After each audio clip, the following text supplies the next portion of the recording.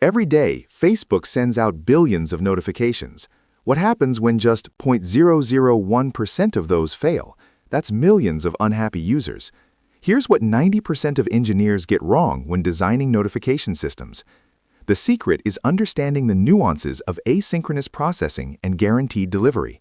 By the end of this video, you'll know exactly how to build reliable, scalable notification system that handles millions of messages with guaranteed delivery. Remember this, we'll see how the choice of message queue impacts reliability later. Now that we understand the scale, let's define the scope. Functionally, we need to support push notifications, emails, and SMS. Users should be able to subscribe to different notification types and manage their preferences. Non-functional requirements include high availability, low latency, under 50 milliseconds for transactional notifications, and guaranteed delivery. We also need to handle different notification priorities, for example, transactional notifications versus marketing notifications. Clarifying questions we should ask include, what are the expected peak loads during flash sales? What are the SLA requirements for delivery? Do we need to support internationalization, including different languages and time zones? This sets us up for back-of-envelope estimation.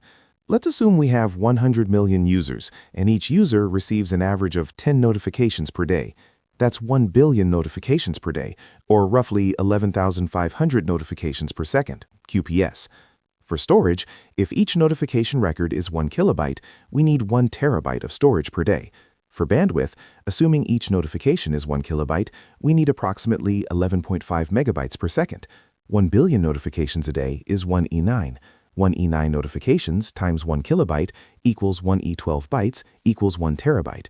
1 billion notifications divided by 24 hours times 60 minutes times 60 seconds equals 11.5K QPS. This is where most people go wrong. They underestimate the storage needed for even basic metadata.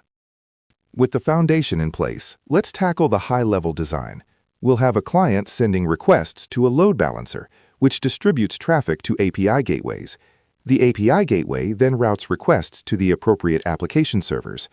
The write path involves the client triggering a notification via a POST request to /API/v1/notifications with parameters like user ID, notification type, and message.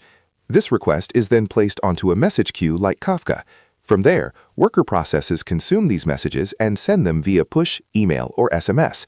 For the read path, clients request notification history. The API gateway retrieves this data from a database, potentially cached for faster access. We use Kafka because it provides ordering guarantees and fault tolerance, unlike simpler queues like SQS. Without a message queue, you're directly calling the notification services, creating a single point of failure. This brings us to a crucial challenge: ensuring item potency. What happens if a message is consumed multiple times? We need to prevent duplicate notifications. We can achieve this by assigning a unique ID, UUID, to each notification and storing it in a database.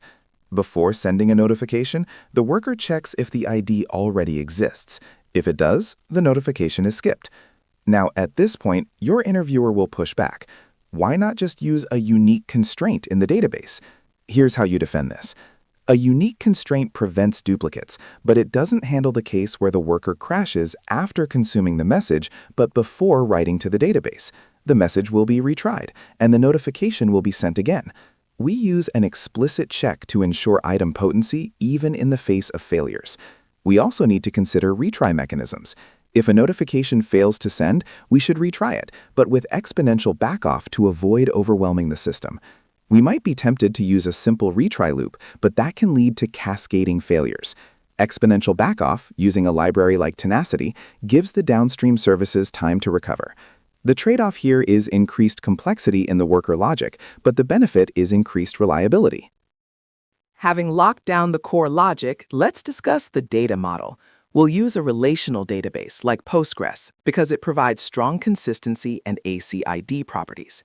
Our notifications table will include fields like ID, primary key, UUID, user ID, foreign key, notification type, enum, push, email, SMS, subject, body, status, enum, pending, sent, failed, created at, updated at, and idempotency key. We'll index user ID and notification type for faster queries. Pause and think, what's missing from this schema?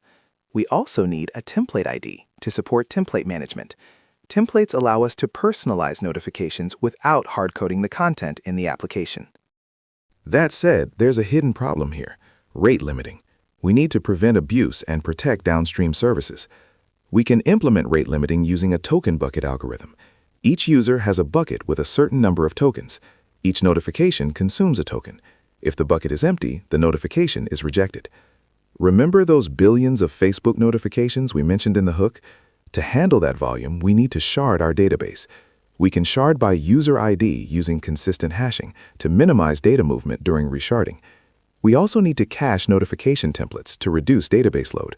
Redis is a good choice for this because of its low latency and high throughput. Finally, we can use a CDN to cache static assets like images used in email templates. This reduces latency and improves performance. We considered client-side rate limiting, but that can be easily bypassed. Server-side rate limiting is more robust. The trade-off is increased complexity on the server side. The next piece of the puzzle is reliability. We need to monitor the health of our services and alert us when something goes wrong. We can use metrics like notification delivery rate, latency, and error rate. We should also implement fault tolerance. For example, if a worker crashes, the message queue will automatically retry the message. We can also use circuit breakers to prevent cascading failures. If a downstream service is unavailable, the circuit breaker will prevent us from sending requests to it until it recovers. We use Prometheus for monitoring and Grafana for visualization. Alerts are configured to trigger when key metrics exceed certain thresholds. Stop. Think about this. Without proper monitoring, you're flying blind. In summary, we designed a scalable, reliable notification system that handles millions of messages with guaranteed delivery. Remember the millions of unhappy users we mentioned at the start? This design minimizes that risk. Trade-offs we made include using a relational database for simplicity, but this could become a bottleneck at extreme scale. Next steps would be to explore NoSQL databases and implement more sophisticated rate-limiting algorithms. The key takeaway is to decouple services with message queues, ensure impotency, and implement robust monitoring and alerting. Join our community of engineers mastering software engineering, algorithms, and technical skills. Subscribe to stay connected and never miss a tutorial.